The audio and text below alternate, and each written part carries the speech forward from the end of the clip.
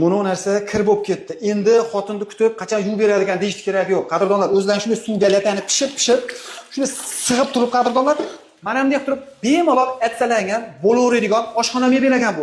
Kimga kerak bo'ladigan bo'lsa, akalarimiz butun O'zbekiston bo'yicha olib borib ustanovka qilib beryapti ekan. Mana masalan, oddiygina so'zini olib turib, pichoqni olib turib, bunda tas etkizib to'g'rasa bo'lmaydi qadrdonlar. Kimlardir aytayapti, to'g'rasa bo'laveradi. Yo'q, bu bo'lmagan gap. Chunki yillar o'tib, mana bu stoleshnisadan izi chiqib qolishi mumkin. Xo'sh, qadrdonlar, kimga shunaqangi sifatli oshxona mebellar kerak bo'ladigan bo'lsa, akalarimiz chiroyli qilib o'rnashtirib beryapti ekan. Ko'rib turibsizlar, yana bitta Fayzli xonadonga. Ya'ni manzillari Farg'ona viloyati Bog'dod tumanida o'rnatib berishibdi. Materialga keladigan bo'lsak, materiali rossiyskiy laminat bo'ladi, zo'ridan bo'ladi. Stoleshnisasiga keladigan bo'lsa, qadrdonlar bemalol namlab aytsa bo'ladigan stoleshnisadan bo'ladi. Ya'ni bu ham zavodskiy rossiyskiy stoleshniса bo'ladi. Akrillari, fasadiga keladigan bo'lsak, fasadi akril bo'ladi. Qadrdonlar xohlagan svetingizga tayyorlashib berishaveradi. Kromkasi zavodskiy PVH kromka 0.4 mm va 1 mm dan ishlatilgan. Ko'rib turibsizlar, juda ham chiroyli chiqqan. Oshmoshlarga keladigan bo'lsak, qattiq jahlanib chiqib kelganda ham